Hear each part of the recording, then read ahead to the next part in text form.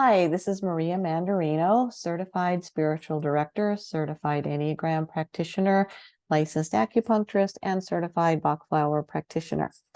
Thank you for being here today. Today we're going to be talking about the last piece of the Patterns of Truth series that I've been doing on the flower remedies, flower essences, and the Enneagram types. So today we're going to take a look at Enneagram Type 4 and Clematis, which is one of the flower remedies that would benefit a lot of Type 4s. So if you're a Type 4, listen up.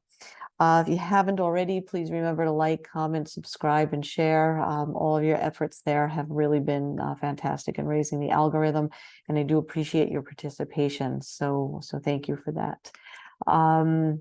As I mentioned in the last episode, I'm going to be holding off on the class and kind of circling back around it because the feedback's been more along the lines of people wanting to do more direct work, more interpersonal work, and not so much around a recorded course. So I'm rethinking some things there actively, and I've got some plans in the next few weeks for a little bit of a promotion to work one-on-one with me, and then some additional opportunities into the new year to do some more direct interpersonal work that I think you would enjoy.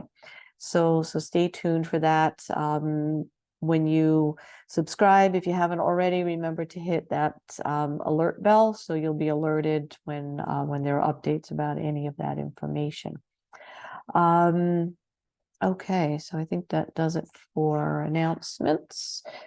So today we're going to talk about Enneagram Type 4 and the flower remedy Clematis. So just for a quick recap of Type 4, two of the words to describe them is the romantic or the individualist.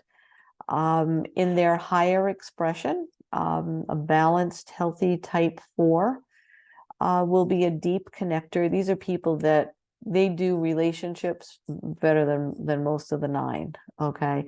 So deep connectors, the deeper we can go, the happier a Type 4 is. It's just it's just one of their gifts, is to be able to connect, and not just connect in the best of circumstances, but connect through anything. So if you're a Type 4 who does that kind of connecting, thank you. Because the world needs those kind of people. So yeah, healthy Type 4s, deep connectors. Self-aware people, when they're balanced. When they're not balanced, not so much, but a good healthy 4 is highly self-aware, and they're motivated to be self-aware. They want to be more self-aware. It's a goal, I would say, for a healthy 4. They're deeply present, which I think is what makes them such outstanding connectors, because you can't connect in any meaningful way if you don't know how to naturally be present. And that's a gift of the 4, I would say. 4s are also deeply empathetic, sometimes to their detriment. But again, we're looking at the healthy side of 4. So deeply empathetic people, the capacity to be deeply empathetic. And on the same vein or a similar vein, they're very introspective people. They can really go into those deep, dark corners and examine them. So introspective people. One of the most beautiful things a 4 can do is sit with you in sadness and pain and suffering, and those life-defining moments, those pivotal turns that life will take, when a lot of the time she'll turn around and say, gee, where'd everybody go? If there's somebody there, I guarantee you they're probably a 4. They may be a 2, but they're probably a 4.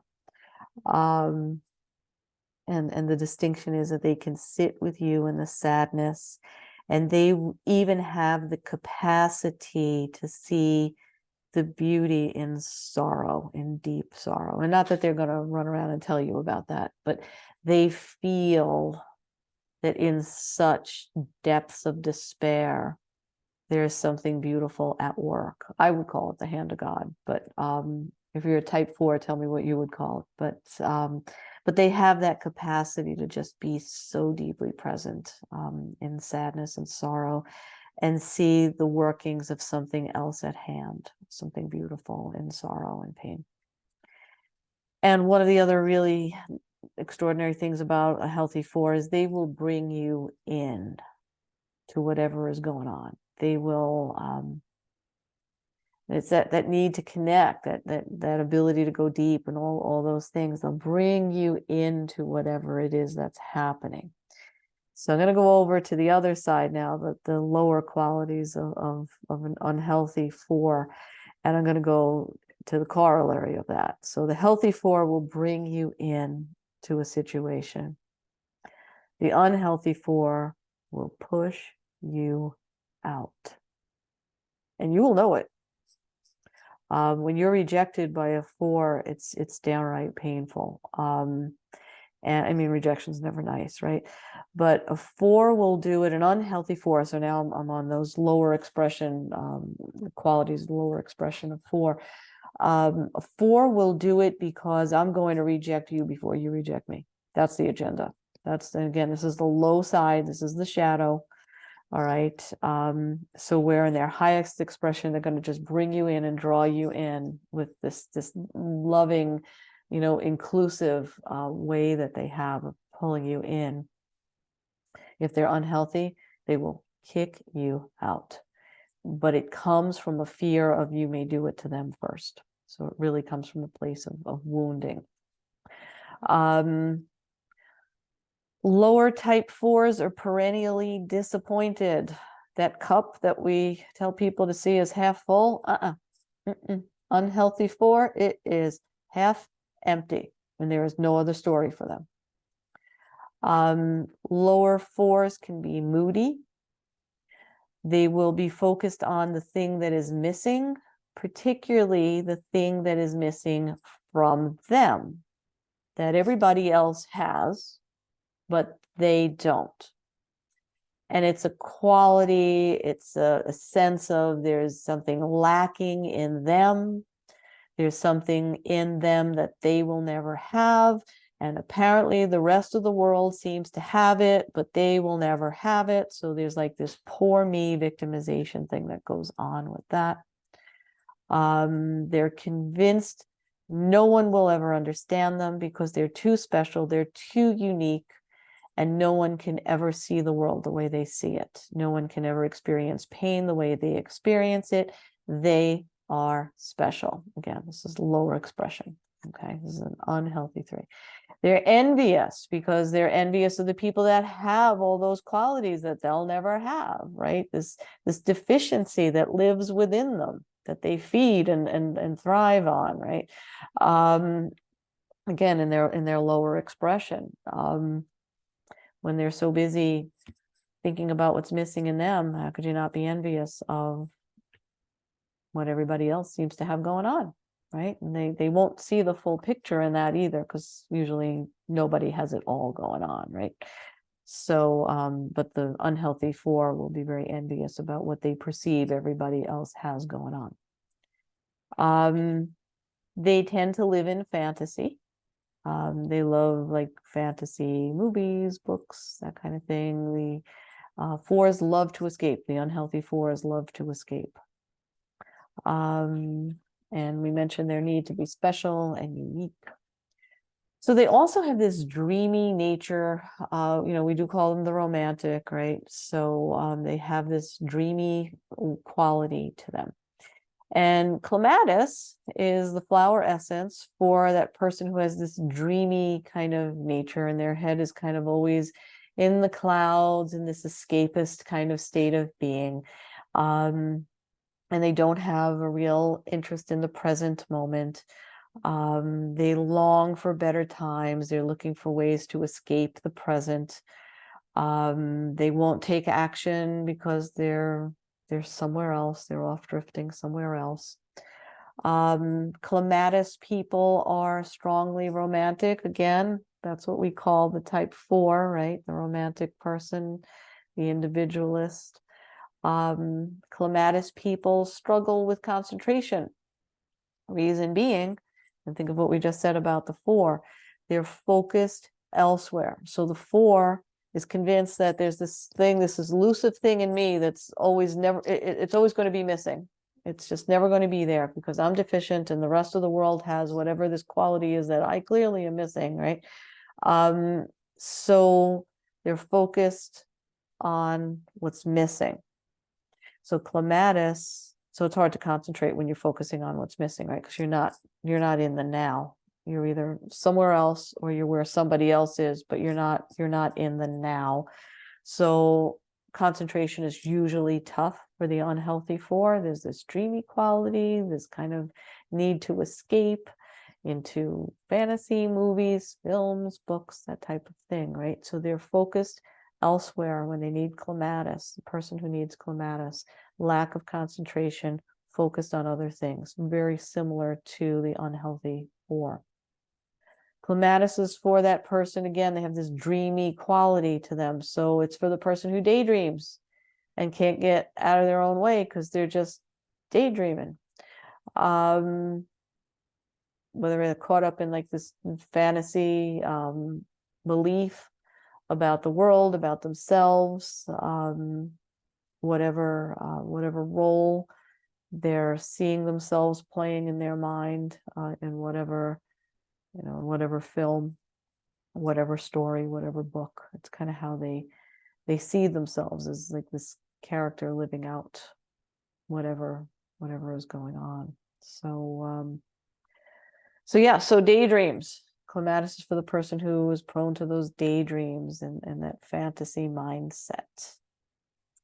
Clematis is for the person who doesn't do anything, but it's not because they're kind of stuck. It gets back to that dreaminess, that daydreamy quality. They're not tired. So they don't get things done, but it's not because they're tired, because they're not tired. They just don't want to be here. Okay, they'd rather drift and be dreamy and think about, whatever else they might be dreaming about, whatever imperfections, whatever could be better, whatever's elusive. But it's not that they're tired. They have energy, but they just don't want to be here. They'd rather be drifting and daydreaming. So when we give clematis to the person who is out of balance, and again, in this instance, we're kind of thinking of type 4s who need to be balanced. The positive qualities that clematis will bring out will help somebody fulfill their creative potential. So that's one of the things with unhealthy 4s. They kind of separate from their creative battery, so to speak. And people who need clematis, they'd rather daydream and look out the window than actually sit down and write the novel, for example.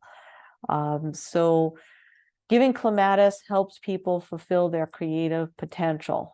And all 9 types are creative, right? We're all creative. You're human, you're breathing, you've got some level of creativity in you. Some people are more creative than others, but we all love to create. It's just a question of what we create. So again, clematis is not only given to 4s, but it can often be given to an unhealthy 4. And if you're struggling with reaching your creative potential or getting out of your own way and just instead of thinking about writing that book for the past 10 years, actually sitting down and starting to write that book. So clematis can help you get there. Clematis will help you get to work on your talents and gifts. Okay.